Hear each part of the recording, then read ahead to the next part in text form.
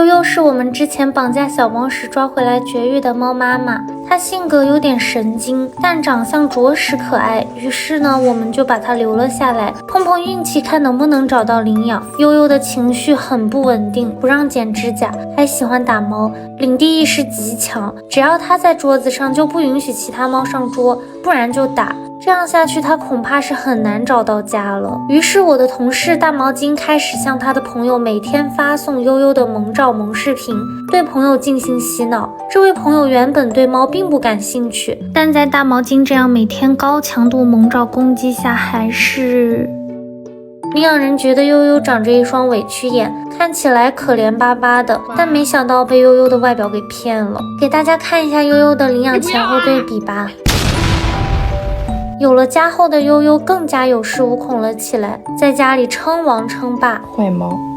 而且大家应该都知道，母猫是挺难发腮的，它现在的模样却像一只发了腮的金渐层，壮实的要命，力大无穷。哦对，它现在的名字叫蒜香。蒜香老师的主人告诉我说，它虽然是新手领养人，但养大猫真的很省心，没遇到过什么难题，唯一就是蒜香掉毛有点厉害，再加上它天天在家跑酷，地上经常全是猫毛猫粮，打扫起来很费劲。于是我今天赶紧给它送过来一台吸尘器，居中大绿光一开，任何角落的猫毛垃圾都看得清清楚楚，一来一回就吸干净了。换个扁头刷还能轻松清理这些沙发缝隙的脏东西，顺便把蒜香的猫爬架也清理一下。接着我们把蒜香身上的毛也梳了梳，打扫完放回基站，自己就可以自动集尘，根本不用弄脏手特意去清理这些垃圾。而且还升级了刮灰集尘，看这里，一上一下刮灰集尘，滤网能清理得更彻底，垃圾都被吸到这个集尘袋里了，容量很大，2-3个月换一次就行。